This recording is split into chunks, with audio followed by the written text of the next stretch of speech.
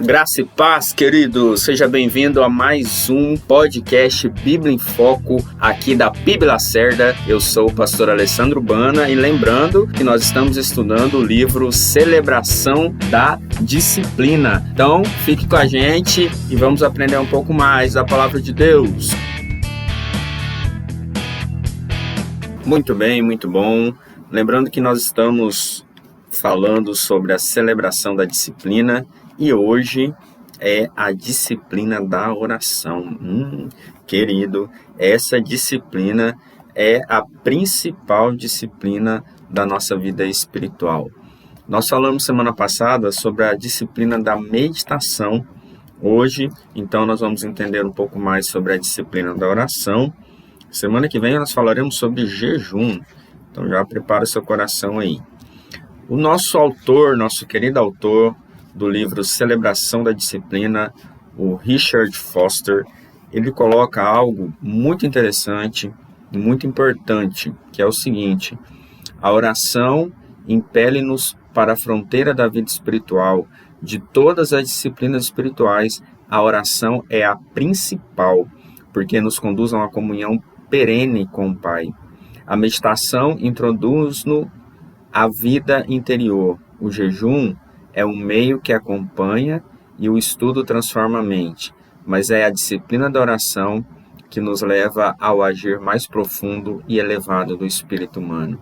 A verdadeira oração cria vida e muda a vida. A oração é ação, né? A gente ouve muito falar sobre isso, mas oração também é mudança. Orar é mudar. E diante desse pensamento que nós vamos hoje entender essa disciplina. É uma disciplina muito básica da nossa vida cristã. Eu me lembro que quando eu fazia o discipulado lá nos auges da minha conversão, o que a gente ouvia é que nós precisamos orar. Uma musiquinha que os meus filhos cantam, e é uma musiquinha antiga que diz: leia a Bíblia e faça oração para crescer. Então a oração está implícita na nossa vida cristã, na nossa vida diária.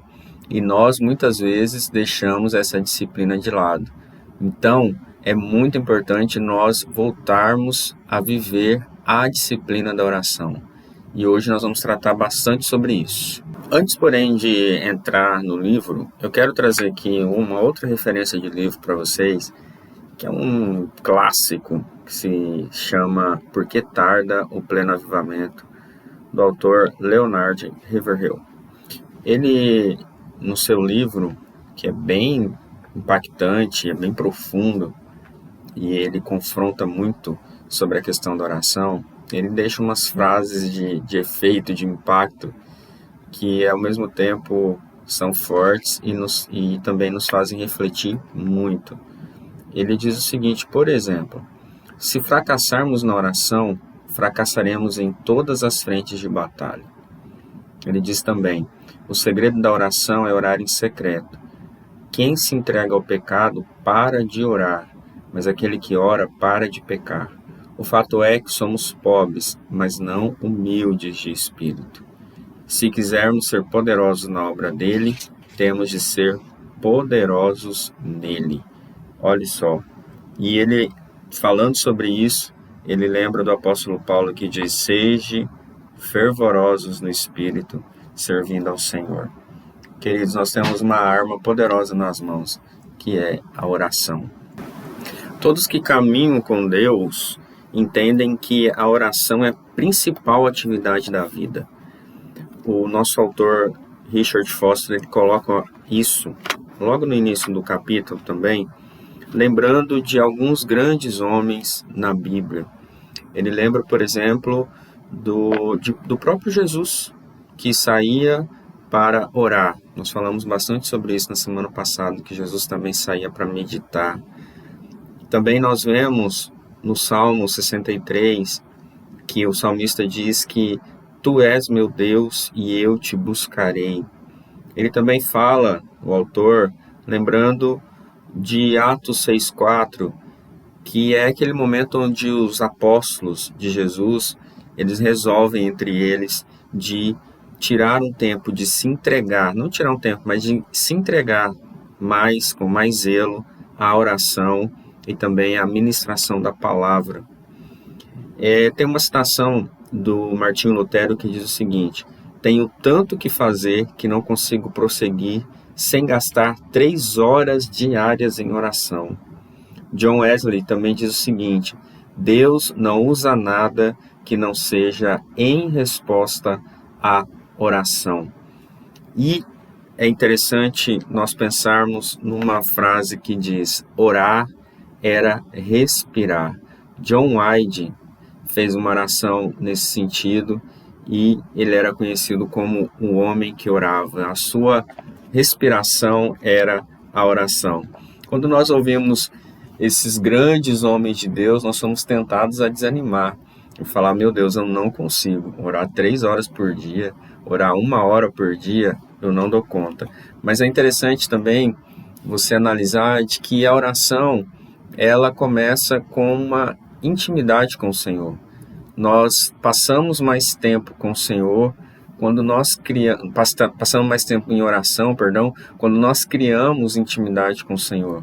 A mesma coisa quando você sente prazer em estar com um amigo seu, com um familiar seu, com a sua esposa. Nós criamos esse diálogo com o tempo. Então, quando você está conhecendo alguém, você tem poucos diálogos com ela. E com o tempo, os diálogos eles vão aumentando, as conversas vão aumentando. Por quê? Porque a intimidade vai aumentando.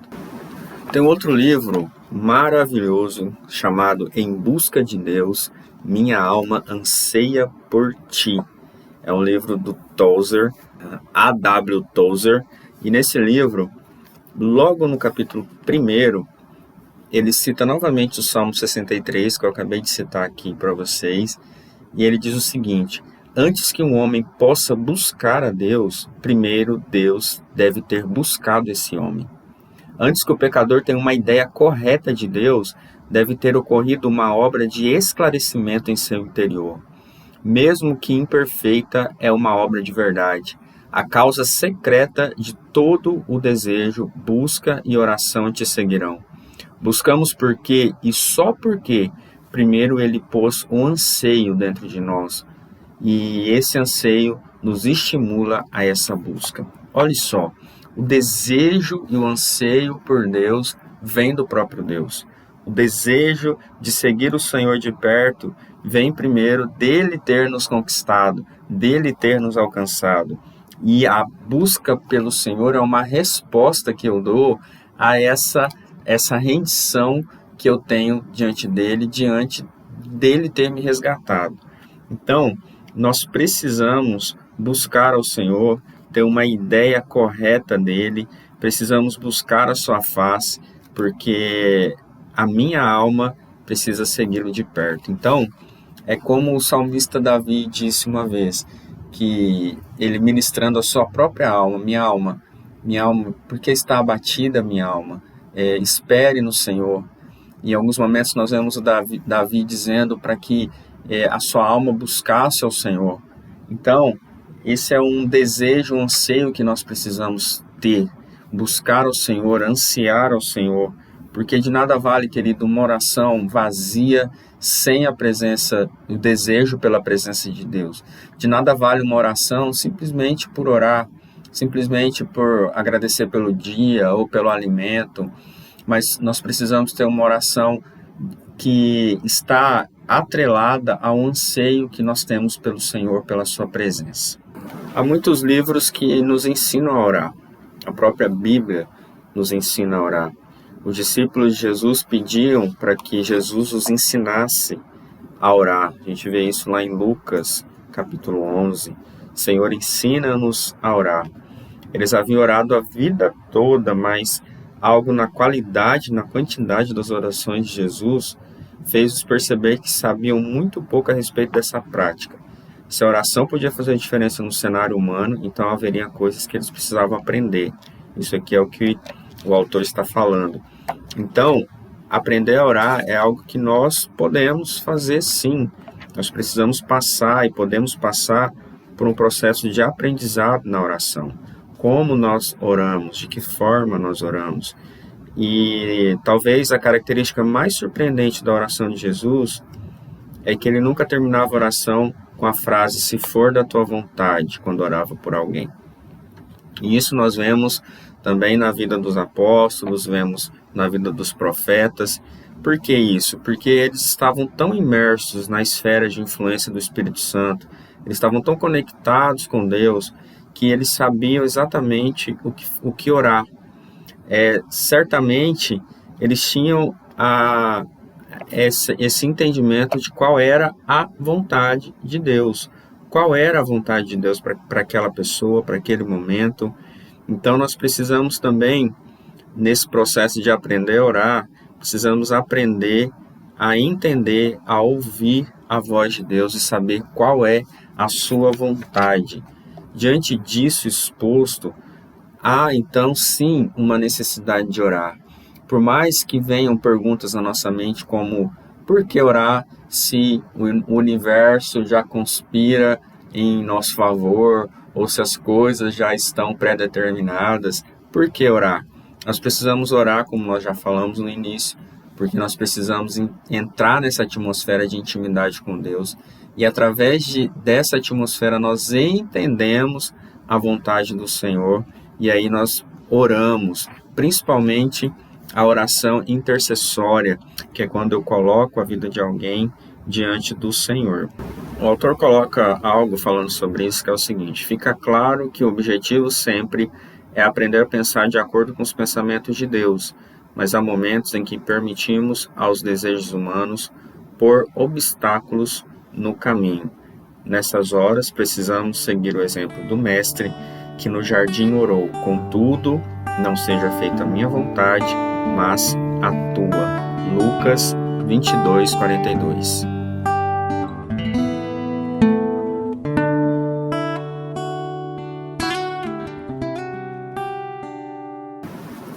Entender que a prática da oração envolve um processo de aprendizado nos poupa de descartá-la como falso ou irreal.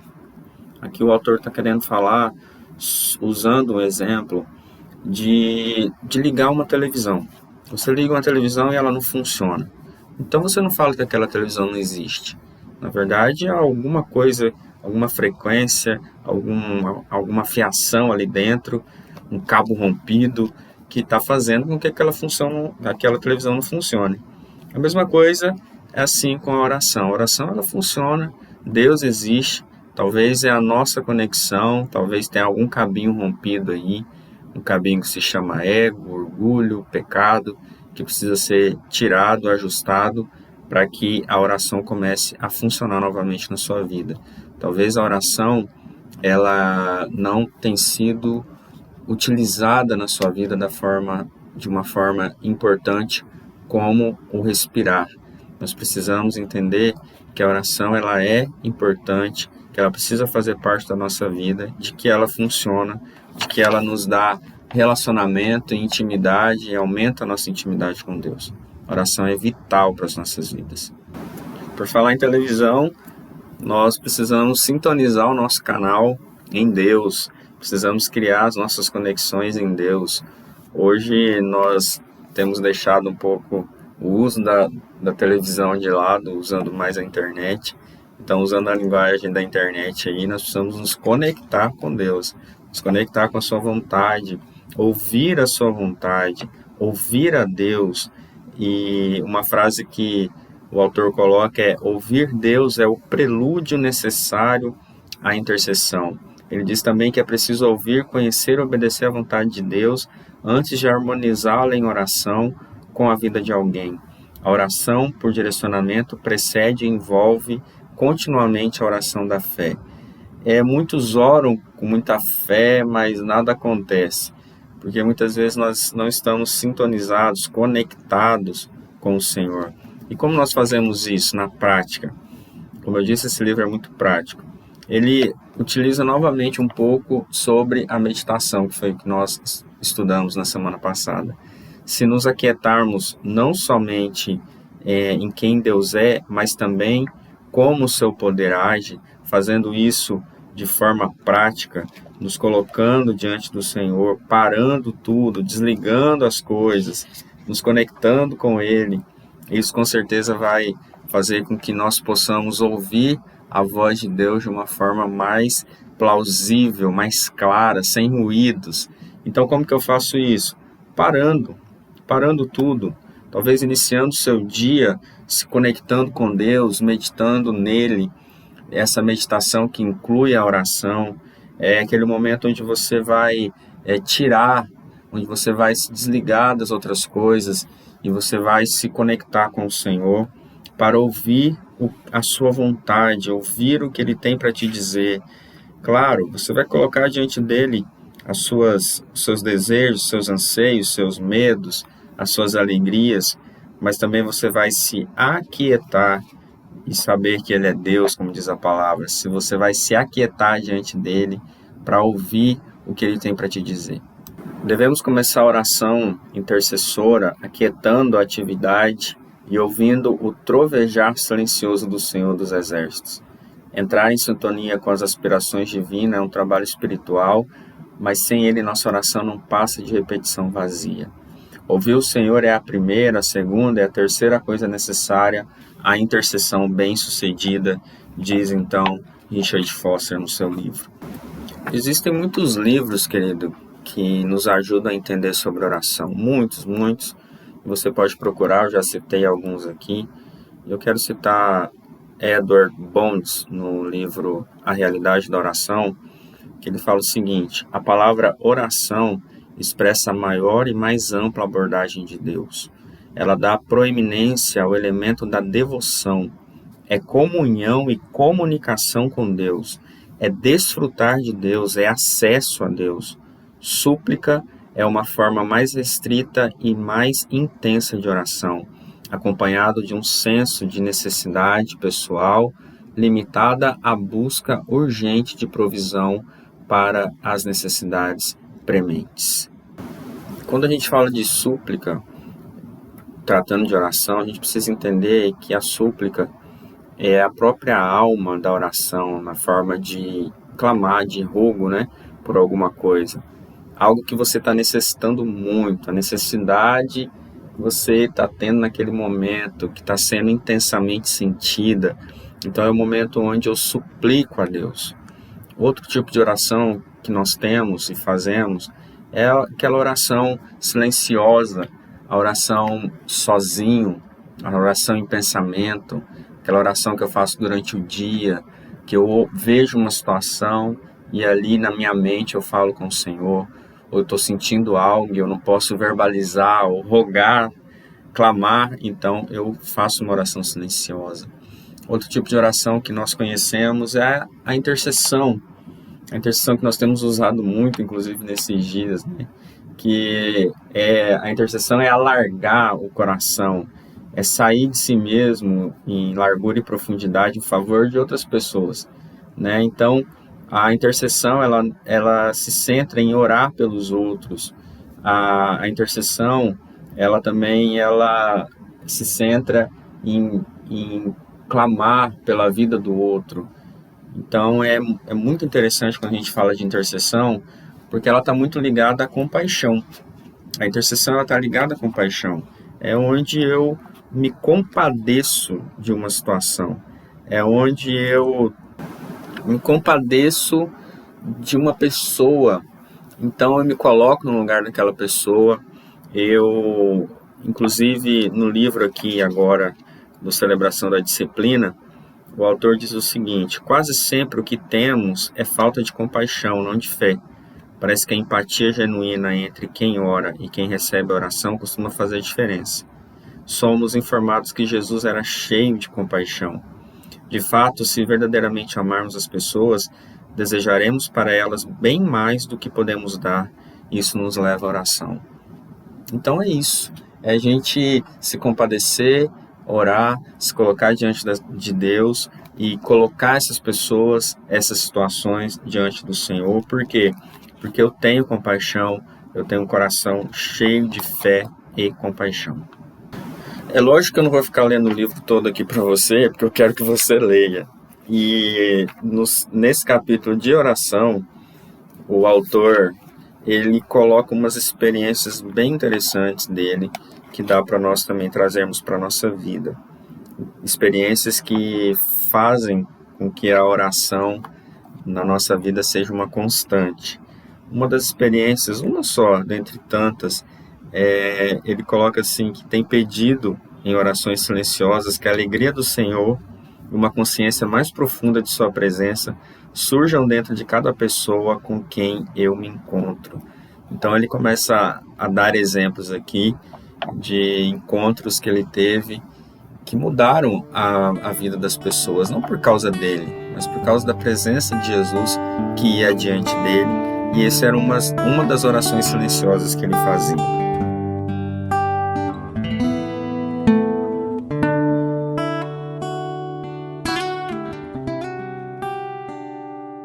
Para a gente ir para o encerramento, nós vamos falar um pouquinho sobre algumas práticas de oração, que a gente já falou um pouco atrás, mas de como chegar a Deus em oração.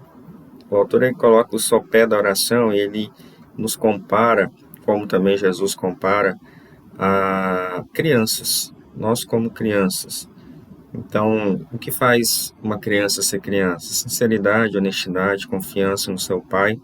Então, são as marcas de uma criança. Então, quando nós vamos ao Senhor, nós precisamos ir com esse coração de criança, esse coração sincero, esse coração honesto, sem complicações nas nossas orações. E ele usa uma coisa que ele já usou lá na meditação, que é a imaginação. Então, ele coloca que a imaginação costuma abrir portas para a fé. Se Deus ele usa a nossa imaginação, como a gente já tratou disso, então de nós também usarmos a imaginação durante a oração. E as crianças nos ensinam isso, né? As crianças são imaginativas, então nós precisamos também usar a nossa imaginação santificada nos momentos de orar. A oração deve ser como uma ação reflexa quando Deus toma a iniciativa de agir o coração, o que antecede o ato de orar.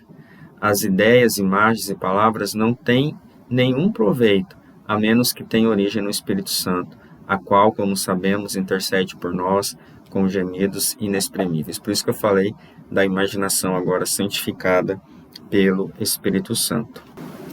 Podemos mudar toda a atmosfera espiritual de um país se aos milhares lançássemos em um manto de oração em torno de todos que estão em nossa esfera de influência. Unidades de oração em conjunto, como gotas de água, formam um oceano que desafia a resistência. Essa frase é de Frank Laubach e são orações, querido, que nós fazemos juntos, como igreja, em unidade. Por isso é importante a importância, e nós vamos ver lá no final do livro, sobre a comunhão, a disciplina da comunhão. Como é importante nós termos unidade em espírito, orarmos juntos, orarmos por um mesmo objetivo. Nós temos feito isso nesses dias, então, de fato, entre nisso, porque são como gotinhas de água que formam um oceano, as suas orações. Nas orações, nós também aprendemos a orar contra a maldade. Nas orações intercessórias, nós fazemos elas pelas nossas famílias, pelos nossos filhos, pela cidade, pela igreja. Nas orações intercessórias, nós oramos pela vontade de Deus, que a vontade de Deus se realize na vida de alguém. Porém, nós não devemos esperar que a vontade de orar venha antes de orar, porque a oração é como um trabalho qualquer. Pode ser que não tenhamos vontade de trabalhar, mas depois de algum tempo ela aparece. Quando o fluxo sanguíneo da intercessão começa, descobrimos que estamos com vontade de orar. Então, como nós falamos sobre o desejo que nós precisamos ter, ao mesmo tempo nós precisamos correr atrás, parar, por mais que você não queira parar, começar a orar, por mais que você não está conseguindo falar nenhuma palavra, como dizem alguns, a oração está passando o teto, mas mesmo assim, eu preciso insistir, eu preciso parar a minha vida e continuar a minha vida de oração como respirar. Então, há uma necessidade, sim, de nós pararmos diante do Senhor e orarmos. Então, nós precisamos investir tempo em oração. A oração também, ela é ação. O trabalho é precedido, envolvido e conduzido pela oração. Tudo que nós fazemos, nós precisamos estar imersos em oração. Nós precisamos estar imersos na presença de Deus. Não adianta nós fazermos se nós não estamos vivendo uma vida que honre a Deus, que busca a Deus em oração. Eu quero terminar agora colocando algo que eu coloquei no estudo da Doce, talvez esteja aí com você, na sua mão, que é o seguinte: ore em todo tempo, ore contra a maldade, ore por você, ore pelas pessoas, ore por mais de Deus, ore por menos de você, ore em voz alta, ore em silêncio, ore andando, ore parado, ore ao acordar, ore ao deitar, ore, que a oração seja o seu respirar, o nosso respirar. Em nome de Jesus, querido, essa é o nosso entendimento sobre a oração, esse é o nosso estudo de hoje. Que em nome de Jesus você tenha absorvido muito dessa disciplina da oração e que ela comece a fazer parte da sua vida, se ainda não faz, e se já faz, que você possa intensificar ainda mais essa disciplina na sua vida. Muito bem, muito bom. Esse foi mais um podcast Bíblia em Foco com o tema Celebração da Disciplina, do Richard Foster, O Caminho do Crescimento Espiritual. Espero que você tenha sido abençoado com a disciplina da meditação. Foi semana passada, a disciplina da oração. Isso mesmo, e que você possa não só aprender, mas colocar em prática essa disciplina. Se você já tem ela na sua vida, você possa agregar ainda mais diante das informações, do conhecimento que você teve hoje. Muito obrigado por você ter ficado até agora conosco. Deus abençoe e até o próximo, se assim Deus permitir.